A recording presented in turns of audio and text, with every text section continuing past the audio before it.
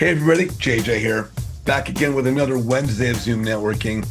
And man, I might as well have the galaxy here. We have another unbelievable rock star for you out of Pace Warmby Sub 2 community. This young man is just absolutely amazing. Like the rest of us, started as a student, became an entrepreneur, a very successful real estate investor. He's now a coach, he's a trainer, he speaks on multiple stages all over the country, highly recognized and respected within the real estate investment community. My good friend, Mr. Marlon Johnson, Mindset Marlon himself. How are you, Marlon? JJ, I'm doing pretty good, man. We just finished up exploring Yellowstone National Park. Well, yeah, you've been on a road trip a little bit. Yeah, we're road tripping across the nation, so we've been on the road for the last month. We've got about another month on the road before getting back home to Arizona and just putting my head down and going back to work. There you guys get. I was just about to ask, where do you call home, and where in Arizona are you at? In Phoenix, So Tucson? I'm in the Phoenix area. Yeah, I'm in the Phoenix area. Fantastic. Hey, we met through Sub 2, and we've had the pleasure to meet in person. Um, we all get started in real estate at a different time, a different way, a different manner.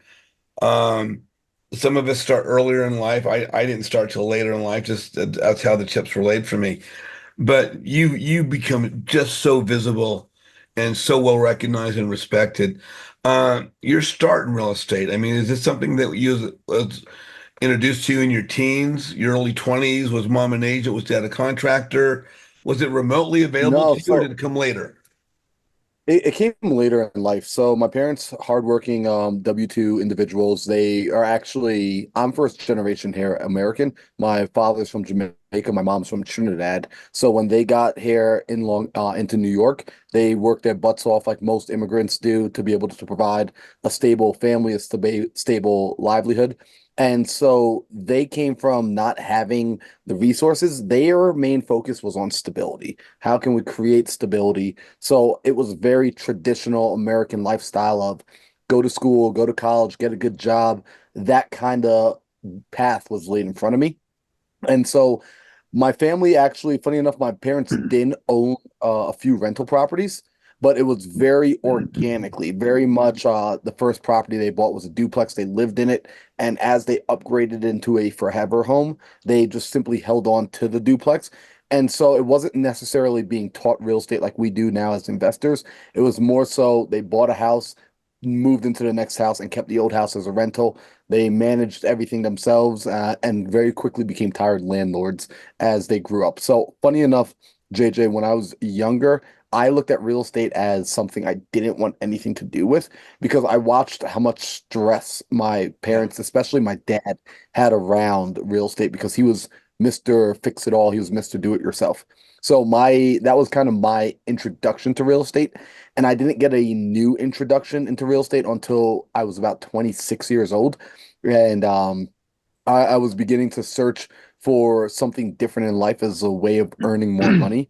And of Mhm. course, I took to the internet like most people do, Googling Well, how now do you make money. let me back up a little bit. What were you doing before that? As you made your transition to make more money, what were you doing for money in your early 20s? Yeah, so in my early 20s, what I was doing, I worked three jobs, right? Like, I don't know if we got any New Yorkers inside of here, but if anyone lives in New York or if you guys live in California, odds are you hold more than one job. And so I was a parkour coach. If no one knows about the sport parkour, just Google it later, Parkour. It's like if anyone's ever seen the movie Casino Royale with James Bond, the guys are flipping off the buildings and jumping across building to building. That's what I used to do as an athlete and a coach. I worked in a restaurant. So if anyone's familiar with an Elks Lodge, they're all across the nation. I Hmm. worked in my local Elks Lodge as a busboy, as a waiter, as a dishwasher. I did everything inside that restaurant.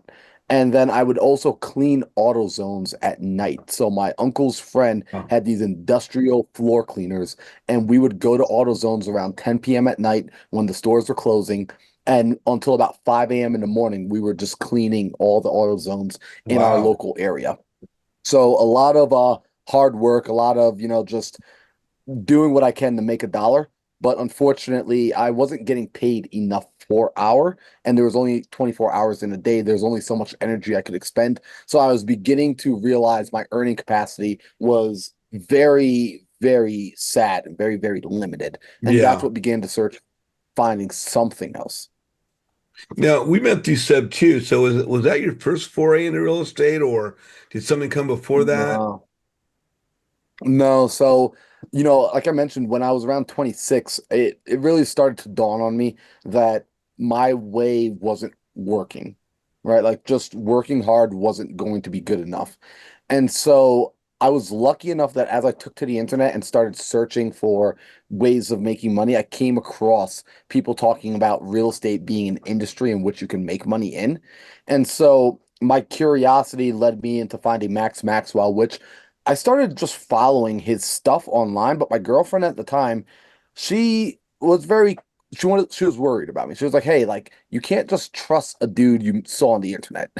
Right nowadays, we find the best coaches and mentors and all that thing because of YouTube and Instagram and TikTok. But back then, she was concerned. Like you can't just trust someone you met on the internet. And she actually found that a local real estate seminar was coming to town. It was hosted by the Rich Dad Poor Dad Education Company. So many of you are familiar with Robert Kiyosaki. It was Robert Kiyosaki's education business. It was coming to town to do a free 1 day presentation. So she signed us up, she got us tickets for it, and we went out to it. When we went to this presentation, JJ, there was a gentleman, I'll never forget him. His name was James White. And James stood in the front of the room and for about 2 hours melted my brain. He was speaking about things I had never considered, things I had never heard of, and it all logically made sense. So James suggested, Marlon, I told him, I was like, I want to figure out how to do what you're doing. He says, if you really want to do what I'm doing, you need to go and get yourself educated.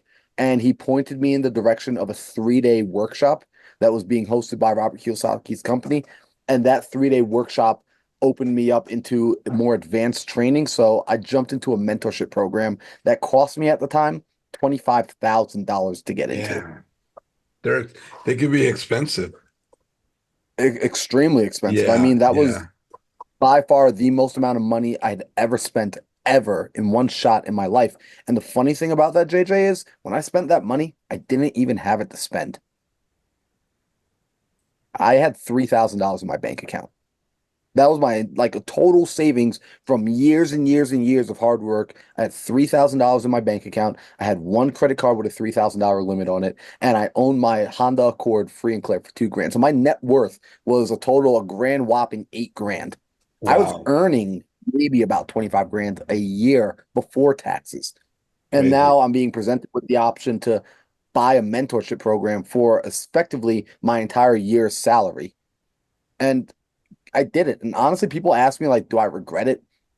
I would do it again in a Yeah. heartbeat because that mentorship program was the first time anybody asked me truly to bet on myself and presented me with an option and an opportunity to make my life better. And so I took that and, like they say, the rest is history, if you will. There you go. Yeah, we've as I said, we met through Sub 2 and you're highly recognized in the community. And again, as I said earlier, you speak all over the country and you help a great number of people and you're just amazing. And I want to give you kudos for everything that you do to help people. Your topic today are the 6 core habits of success. And that sounds like an outstanding topic. And I think we all want to be successful. Could you explain a little bit about your topic and what those core habits are? Yeah, absolutely. So the reason I'm here talking about habits and not necessarily talking about real estate is because what I discovered between being in that first Robert Kiyosaki mentorship program and then even being inside the sub two community was people can have all the resources and still not produce any of the results. And I was scratching my head with this because I would see it over and over and over again, right? Like I would meet people who would tell me, "Hey, I started real estate at the same time as you, but how are you having the success you're having?" Or, "Hey, I've been doing real estate longer than you, but why am I not getting any deals? Or why are things not working?" And what I discovered when I would have these conversations and go deeper with them is they didn't have a resource issue. They had a resourcefulness challenge. They had a mindset challenge. And so I made the assumption, JJ, that everybody was working on their personal development, that people were doing things daily to cultivate their mindset, that people were doing things daily to shift their self-image. But when I would have these conversations with people, they were giving me that like deer in headlights look where it's like, oh, this is the first time you're ever learning about personal development, about your self-image, about how results are actually created. So what we're going to do today is I'm going to share with you guys effectively the 6 fundamental habits you need to have as an individual if you want to create success. And this is regardless of if you're in real estate, maybe you're a closer, maybe you're a transaction coordinator, maybe you're a private money lender, or you do something entirely different. There are 6 fundamental habits that when you look at high performers across the fields, across industries, Elon Musk, if you look at Grant Cardone, if you look at Pace Morby, Oprah Winfrey, they have these habits in common. And I want people to know what they are so they can go ahead and use them. So before I begin, I need people to understand this, JJ. I want you guys to, so if you're taking notes, to write this down. Your income will never exceed your level of personal development.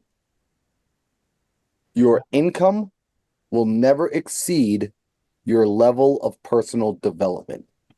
It was Jim Rohn who said, learn to work harder on yourself than you do on your business.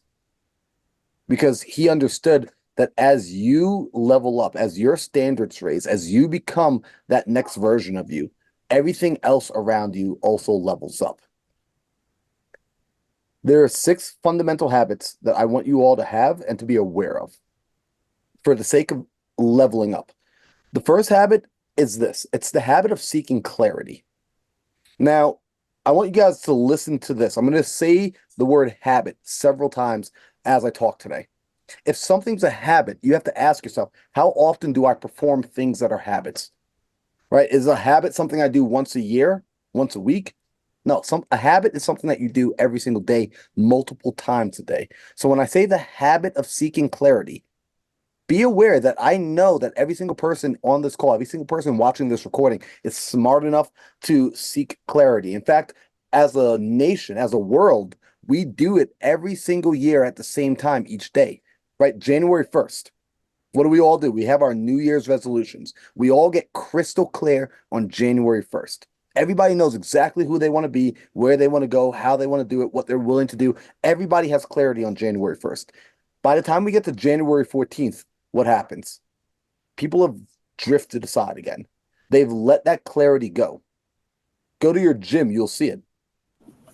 Look at the workplace. People aren't working as hard anymore, just 2 weeks in. So when we talk about the habit of seeking clarity, this is your ability to envision the future strategically and consistently in your life. Things start and finish with a clear vision. You need to see where you're wanting to go. You need to have absolute certainty around the future you want to create. This is the starting point of success. I would argue that this is the definition of success. Success is knowing where you want to go. It's not about a destination, it's about a direction. It's about moving in the right direction. In fact, Earl Nightingale has my favorite definition of success. Earl Nightingale says success is the progressive realization of a worthy ideal. If I break that down, the progressive realization, this is the movement towards, this is the 1% improvement day by day. The realization, this is making it happen, the actual creation of that movement of a worthy ideal, right? Of an idea that is clearly thought out in your mind, of a vision that is clearly thought out in your mind. And when he says worthy, I like to imagine, if I had a conversation with him, he would say a worthy ideal is something that's in alignment with you. Because who's determining the worthiness of the idea, of the ideal? You. So picking an idea that is directly in alignment with you. So habit 1 is seeking clarity. For my note takers, habit 1 is the habit of seeking clarity. Now, habit number 2, check this out. Habit number 2 is the habit of generating energy. Think of this as your ability to cultivate and sustain heightened levels of energy mentally, emotionally, and physically. We've all been there on a day where you're not feeling quite up to par, where you're feeling sick, when you're feeling tired, and we still try to go to work on those days. How are those days? They're miserable. Like they are awful trying to work, especially if you have kids. You know exactly what I'm talking about. When the kids get you sick and you still have to parent and you're like, oh my gosh. Because we need energy in order to get work done. And something that's so fascinating and interesting is if you pay attention to people and you watch, like JJ, I've done this. I've watched people. I like to people watch. I'm from New York. We had a lot of people. I enjoy people watching. When you people watch, you can tell where they believe energy comes from. They believe energy is this external resource that has to come into you. Energy is actually an internal resource that you can generate. This is why it's the habit of generating energy. And I know people believe it comes externally because when they have a tired moment, what do they typically do? They go and they grab another cup of coffee. They go and they get a 5 hour energy, a Red Bull, a C4. They go and they get all these things to stimulate their body again, to stimulate energy. And by the way, I have nothing against energy drinks. And every now and then I enjoy drinking like a Red Bull and like going for a mountain bike ride or something like that. I have nothing against caffeine. Caffeine can be used responsibly. However, I don't rely on it because energy is generated internally. And here's my proof. JJ, I got a 10-year-old nephew. He lives out in Mhm. Florida. His name is Aiden. Imagine this conversation. Tomorrow morning, I'm going to go pop up on Aiden. I'm going to wake him up at 5 a.m. And as I wake him, I'm going to say, hey, Aiden, wake up. We're going to Disney. JJ, what do you think's gonna happen? Oh, he's gonna jump out of that bed, pop up, grab his shoes, his pants, and how come we're not walking out the door?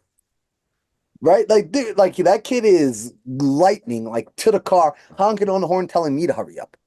Right? Now, let's take the same kid, the same morning, the same scenario, but instead of me saying we're going to Disney, I say, hey, Aiden, wake up. We got to go to school early today. What do you think I'm gonna get from him now? No, yawning. Not now. It's early. I want to sleep still. Right? So I'm getting a lower vibration human. I'm getting a totally different kid, right? Like my back hurts. He's giving me every excuse in the book. His energy vibrationally, I mean, I can feel it from him. He is not the same person. He's not the same energy levels. And what did I change? I didn't change the situation. I didn't change the circumstance. All I changed was the idea, the image of where we are going. Do you guys see why I started with clarity as the first habit? If you're not excited about where you're going, if to you the juice is not worth the squeeze, sure, you could willpower and discipline yourself into doing the work, but do you really want to live a life where you are forcing yourself to do the thing every single day for a prize that doesn't even mean anything to you? So, in order to generate energy, it's important that we first know where we are going, and then we are excited about that destination. We're excited about that direction. We're excited about taking on that journey. The juice is worth the squeeze. Please Hmm. remember that if the juice is not worth the squeeze, you will find a terribly difficult time generating energy to Yeah. do the work. And energy is necessary to get the work done. So, the third habit that we look at is the habit of raising necessity. Now, when I say the habit of raising necessity, I want y'all all to understand this is the emotional drive that makes great performance a must instead of a preference. A must instead of a preference. What does that mean? If I go out right now, I'm in Yellowstone. We just pulled into the town maybe about 20 minutes ago where we are on the Montana side of Yellowstone. So we're inside this beautiful little town area and there's hundreds of people walking around outside. If I were to walk out on the street and I were to ask any of those random strangers this question, would you like to be happier, healthier, and wealthier? In other words, do you want to make more money, have more health, have better relationships? Any normal, healthy human being is typically going to answer, yes, I would like those things. Right? It would be a very strange person to say, no, I don't want more money. No, I don't want to be in better health. No, I don't want to have more success. Like, no one in their right mind would answer that. Hmm. So they all would prefer that. So if everybody out there would prefer to be healthier, wealthier, and wiser, my question is, why isn't everybody healthier, wealthier, and wiser? The honest truth is simply wanting those things, it's a preference. When you set goals, most people they set goals as preferences. I would prefer if it happened, but if it doesn't, eh, it's okay. Right? Like here's the reality for me, guys. Would I like to be a billionaire? Yeah, sure. It's a preference, but it's not an absolute must. If I don't make $1 billion this year, I'm not losing sleep. I'm not crying about it. I'm not that upset with it. However, there are people where for them it is a must. Everybody's different, but I do understand this. When it comes to goal setting, it's important that I create the habit of turning my goals from preferences into must. It must happen. And so the ability to raise necessity, it's something that I want you guys to think about it like this. There's an old saying, it's an old saying people used to use in sales. They would say, throw your wallet over the fence. And I asked a lot of people, I'm like, hey, have you ever heard this saying? I'm surprised more people haven't heard the saying. And so the throw your wallet over the fence, I want you to imagine this. You and your friends are young, you're in the backyard, you're playing baseball, kickball, softball, whatever. You're playing a ball sport, and somebody knocks the ball over the fence into old man Jim's yard. Mhm. Now, old man Jim's got a Rottweiler. It's like the Sandlot back there. This Mhm. dog is back there. Everyone's scared to hop over the fence. So you and your buddies are surrounded the fence, and you're trying to figure out how are we going to get this ball back? Who's going to go get it? What are we going to do? And it's not until somebody reaches into your back pocket, takes out your wallet, and hucks it over the fence that we just figured out who's getting the ball, right? Because what just happened?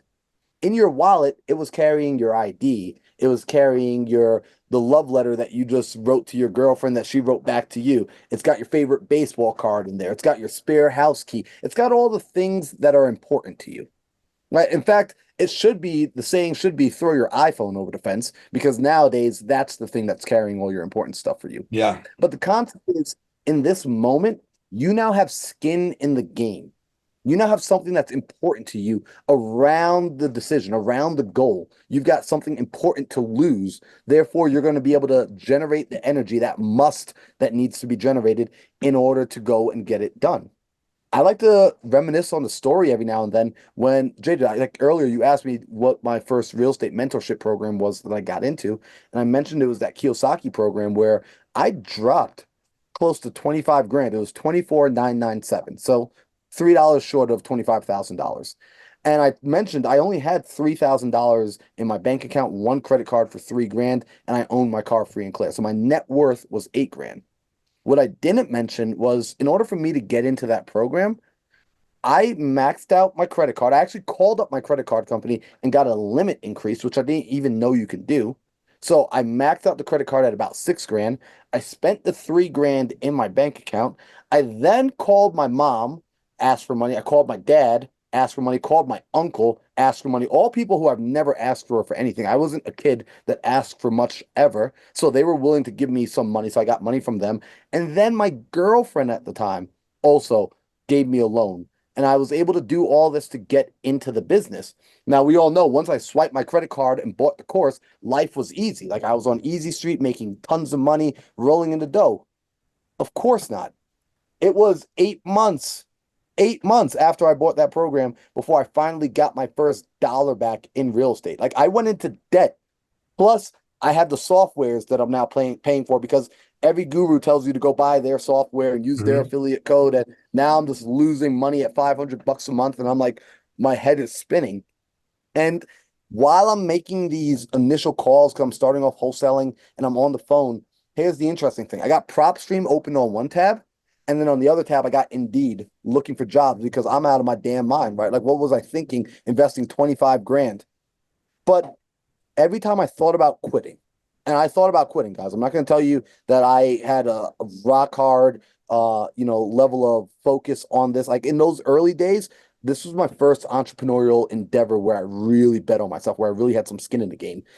I thought about quitting, and every time I would think and start to consider quitting, this imaginary scenario would pop into my mind.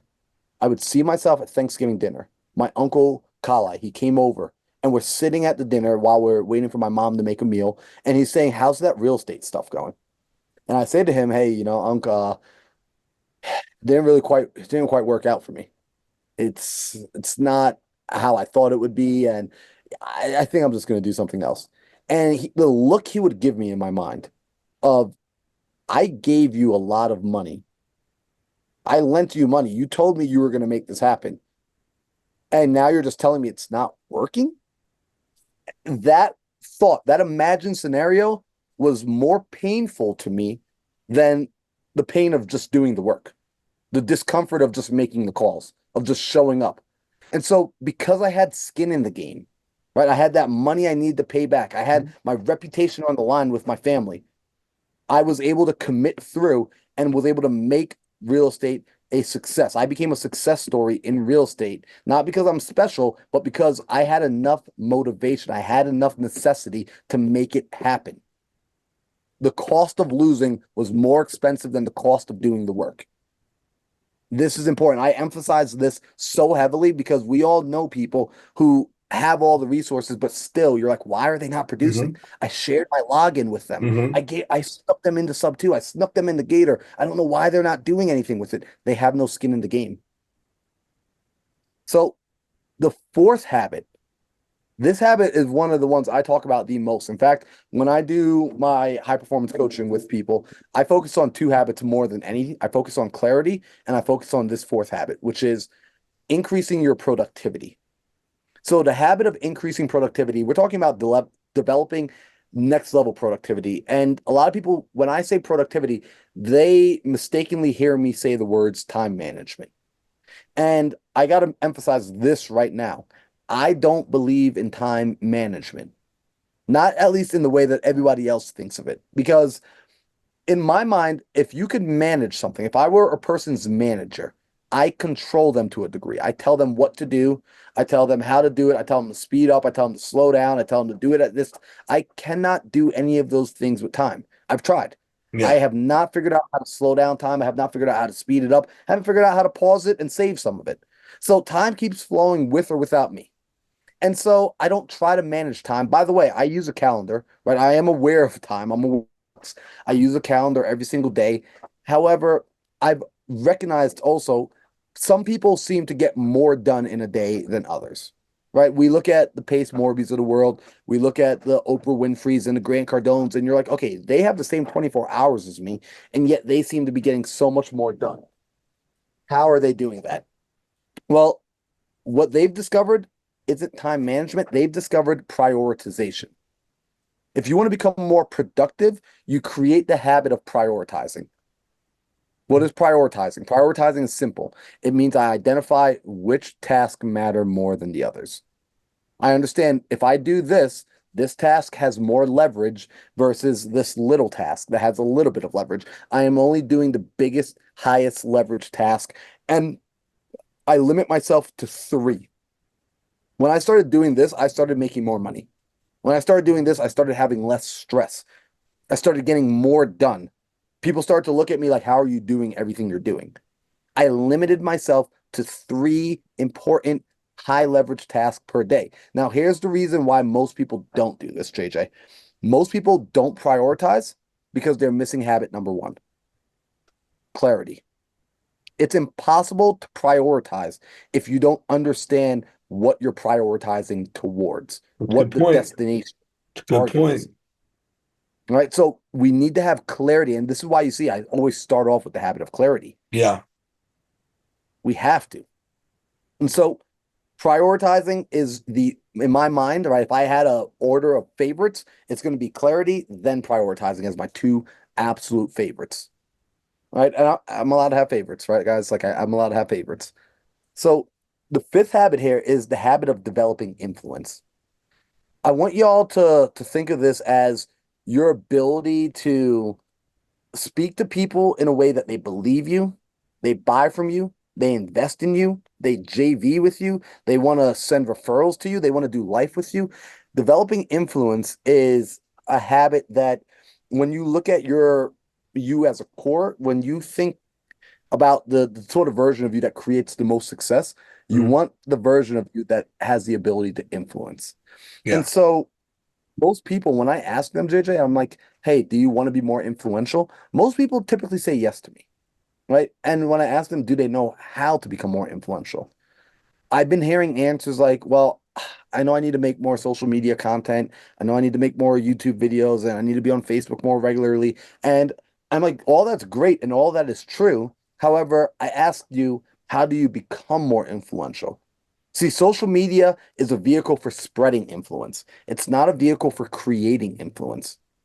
Influence is an inside job, right? So let me explain what I mean here because I want to use an example. I'm going to use an imaginary example. I want everyone to imagine this. Imagine tomorrow morning you go out for a run. And while you're on that run, you end up in a park and you come across a homeless man on a bench. And so the homeless man starts talking to you, and you're in no rush. So you listen and you give him some attention. And at the end of his 10 minutes of talking, the homeless man says, that was actually really kind of you. Most people just keep running by me like I don't exist. And because you were so kind to me, I want to give you some advice. XYZ company is about to have a merger and their stocks are going to go through the roof. You should buy as much stock as you possibly can. I mean, empty your bank accounts on this stock and load up. Now, JJ, my question is, do you think after hearing that advice from the homeless man, what are the chances that you or any other person is about to pull out your cell phone right then and there and buy all the stocks of XYZ company? Yeah, not much. I Probably. mean, looking at where the guy's coming from, a homeless person, you know, he doesn't have a lot of validation from where he's standing. Right. And I agree with your assessment entirely, right? Because you're looking at the man and you're like, I don't know if I can take financial advice from you. You live on the park bench. Exactly. So let's fast forward. You finish running by the homeless man, and let's actually erase the day. It's a brand new day, and same day, same morning, but instead of running through the park, you run into town, and at the end of your run, you stop inside of Starbucks. And while you're inside the Starbucks, you got the door opens up, and Warren Buffett walks in, and he says, "Hey, excuse me, I'm in a really big rush. Would I be able to skip you on the line? I just got to grab a cup of coffee and go." And you're like, "Hey, I'm in no rush." You let him skip you.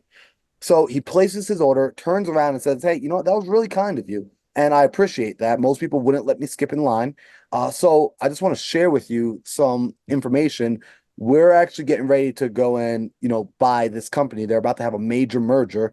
And, if you invest, I would highly recommend that you buy this company, XYZ company. What are the chances now that you are about to pull out your phone and buy as much of that stock as possible?"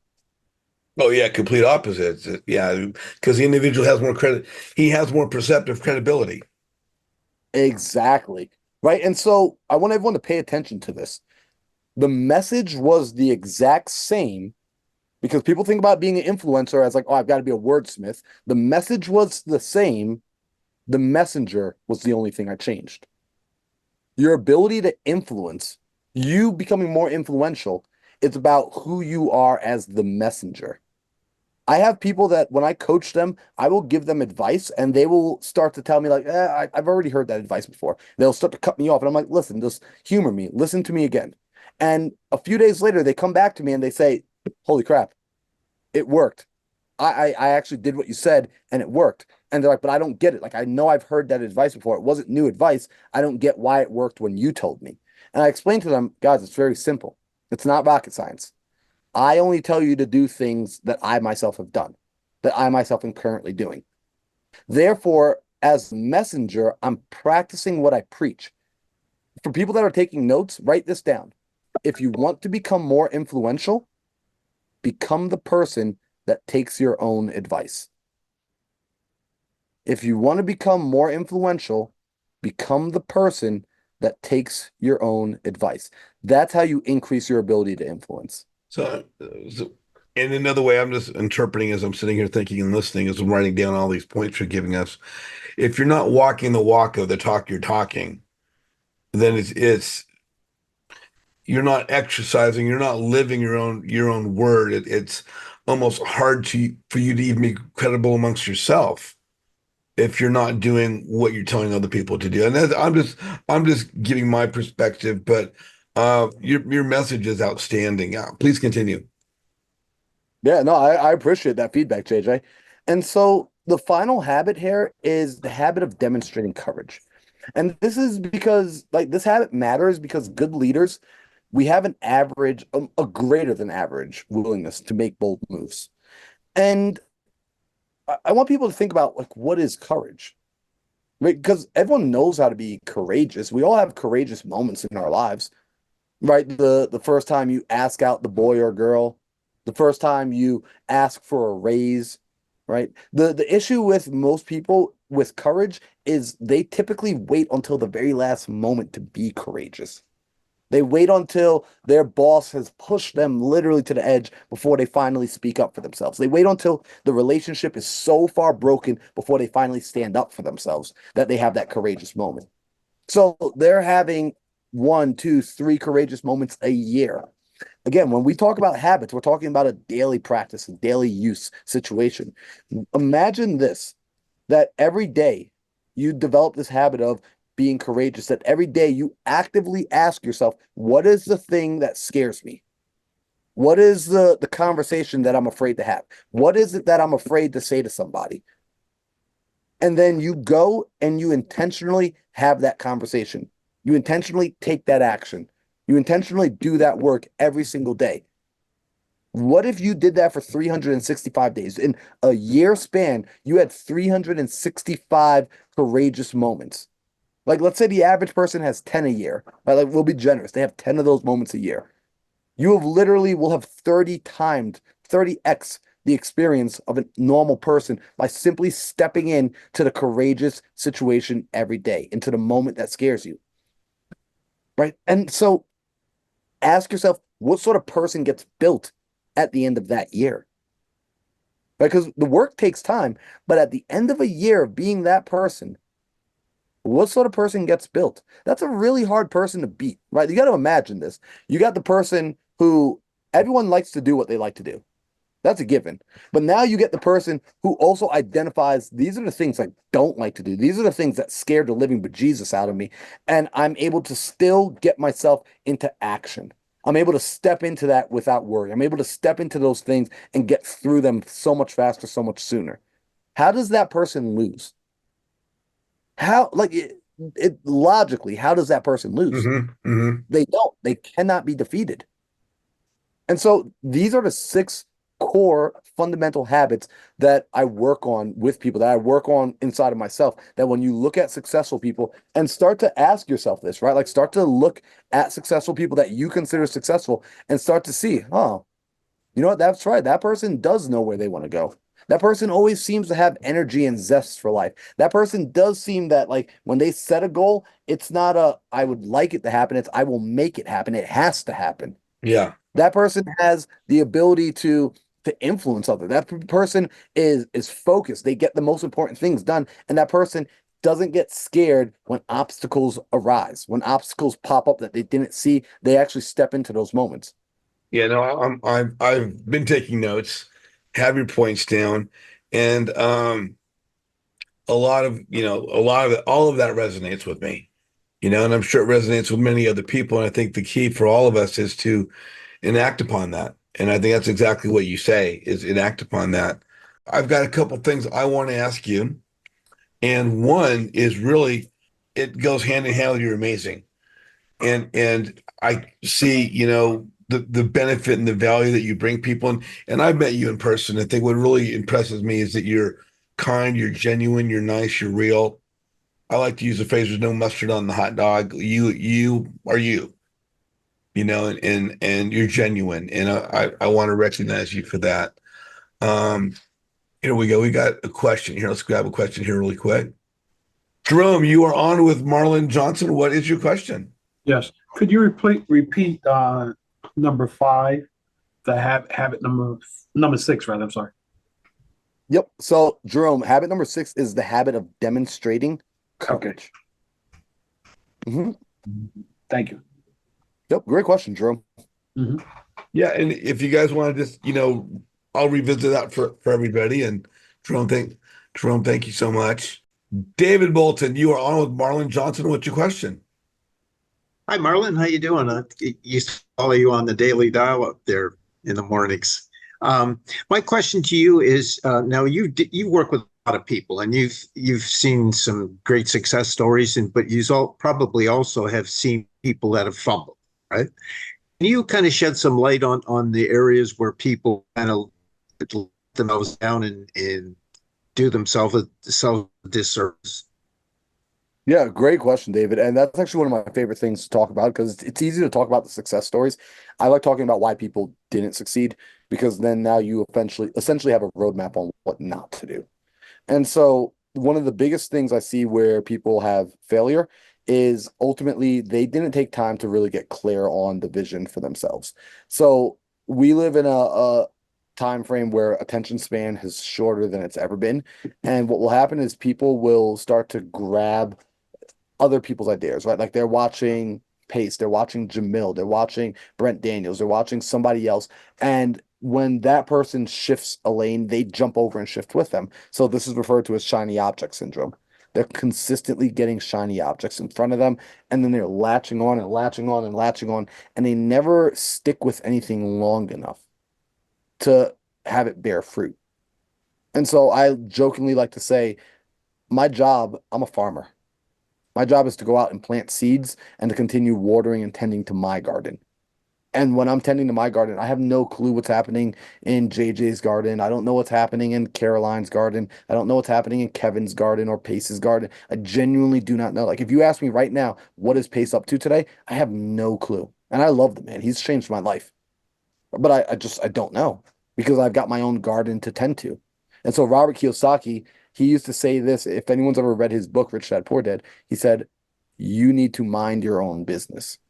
And he didn't say it as an insult. He said it as, no, no, no. You want to bring your attention back to everything you're always doing needs to always funnel back to your business, to your vision, to your dream, and making sure that that dream is in alignment with you. So the people that are not minding their business, the people that are constantly checking in on what their neighbors are doing and what everyone else is up to, are the ones I find they never have enough time and action to get the job done because they're taking their most valuable resource, which is their attention, and they're spending it on somebody else's vision. Does that make sense, David? Yeah, like they're riding the wave of all these different successful people, and catching all the stories that they're trying to convey to their audience. But the self-assessment isn't such a hot topic with themselves because they're continually riding that wave, it seems, right? Correct. Yeah. And so I like to remind people this important fact. You are the main character of your movie. Get involved and get lost in your movie. And if you really want to emulate the mentors and the coaches and the people that you see who are crushing it, notice that those people are obsessed with their vision, right? Even if their vision is something that serves other people, right? The serving of other people is a byproduct of them sticking to their own vision, right? Pace had a vision for the community and other people benefit as a result. Elon Musk has a vision of making us an interplanetary species and other people benefit as a result of him being obsessed with his own vision. Yeah, I think if you make an obsession of intentionally making mistakes, I mean, you're going to make mistakes anyway, right? And and work off those, like use those as your platform. And the sooner you encounter those mistakes, the sooner you're going to move forward, right? Thank you so much for your question, and good to see you again. Guys, number one was clarity. Number two is generating energy. Number three was raising necessity, making something a must do. Number four was increasing productivity. Five was developing influence. And six was demonstrating courage. And, the thing that really set out for me was step into the moment that scares you. You know, uh, Cole Hatter usually says, what's the one thing you don't want to do today? That's the thing you need to do first. I think one of my biggest challenges, my biggest obstacles is procrastination, putting something to the side because I want to do something else first. And most often that thing I'm putting to the side is the very thing I need to do first. And so again, you really, really completely resonated with me. I loved what you had to bring today. I think the fact that we have this recorded, been having it on YouTube is going to be outstanding. Um, you bring so much value. I know that the folks on the call, just as Jerome had a question right now, people on the call or people watching on YouTube weeks and months down the line may have other questions. They may want to get in touch with you. So, my very first question is, I know you have a couple of things that are on your background. What's the best way to reach you? What's the best way to get in touch with you? You do have a coaching program, correct? Yep. So I do coaching. I would say the best way for people to get a hold of me is I have a school platform. I made a free school channel to help people with building their habits. Really just the goal there was I wanted people to come back to making their word impeccable, right? Where they say they're going to do something, you actually trust yourself to do it. And so I'll put it in the chat. That's where I'm hanging out now. I'm very actively building out the school channel. So I've been taking my attention off of Facebook, off of Instagram, and into the school platform and just engaging with the people inside there who are interested in building better habits. Again, the thought process there is there's one person on the planet who knows every lie you've ever told. That's you, right? Like you know every lie you've ever told. And this makes it hard when people they're well intended and they say, I'm going to start doing this, or I'm going to make this many calls today, or I'm going to go out and build this business. You don't believe yourself because every time you've said you're going to do something, you remember every time you've lied to yourself. What I'm currently doing inside the school channel is I have a 30-day challenge for people to build better habits. And really, the goal there is to make your word impeccable, to start to trust that you said, hey, I was going to do this for 30 days straight. These were my 7 non-negotiables, and I follow through and I do them. So that's my long answer for a very short question. And again, we're both in sub two. Every education platform has a Facebook page for their community. So literally every single investor that I know of, for the most part, has social media, Facebook in particular. You do have a Facebook page. I do have a Facebook group, but the school is where I'm at Well, yeah, primarily. but where I was going to go with that is on your personal Facebook page, you have a link to the school. Oh, yep. Right. So that's why if people are watching now weeks and months down the line, you want to connect with Marlon. This is the link you want to click right here. When you click that, that's going to open up for the Millionaire Mindset and where they can join your group, correct? Correct. So this is one of the spots in which they can connect with you. Do you also have an Instagram? Yep. So I'm on Instagram at Mindset Marlon. And so everything across all social media platforms is at Mindset Marlon. So guys, if you have an Instagram, please follow Marlon. Don't hesitate to send him a message. He may be busy, but definitely follow him. Also on his Instagram, he also has the link there for his school.com and Marlon's group. So yep, YouTube is at Mindset Marlon as well. We go live. We actually do a podcast.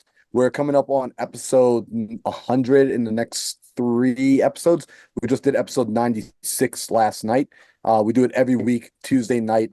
Myself and Sam were on there every Tuesday night at 5 p.m. PST. And then my podcast, Into the Mind, where I sit down and just like JJ, I will go out and I reach to people in my network who have done big things, typically all 7 and 8 figure earners.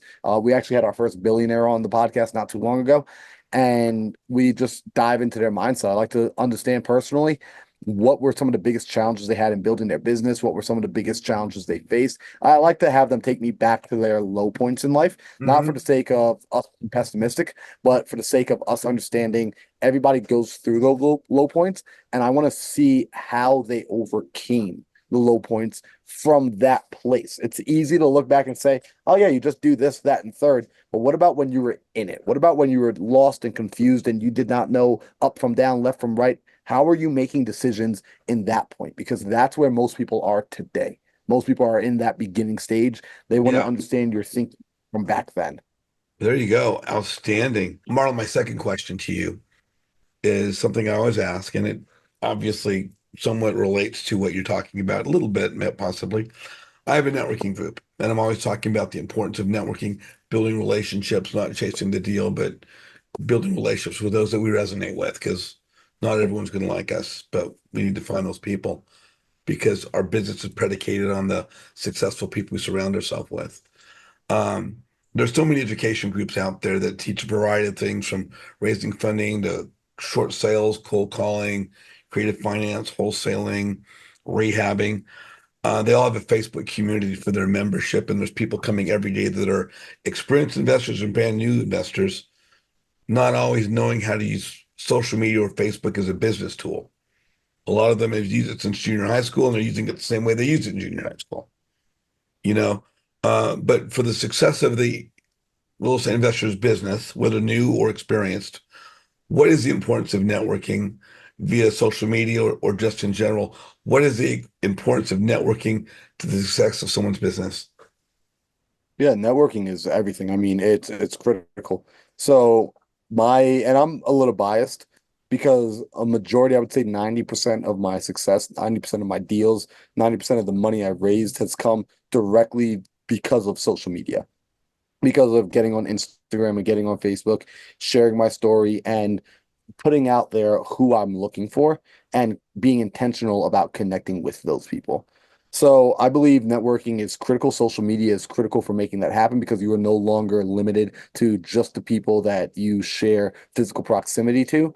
Some of my best friends are across the nation. Some of my business partners are across the nation. I have employees from other countries that work for me. And ultimately, I was able to cherry pick and find the people who I have most alignment with because I wasn't limited to just physical proximity. Some of you live in some real beat up, tore down little pieces of nowhere towns. And I don't say that as an insult. That's just the reality. I'm a guy that came from New York, which is a massive metropolitan area where pretty much everyone from around the world comes and travels to. So if I wanted to never leave, I would still be able to interact with everyone because they come to me.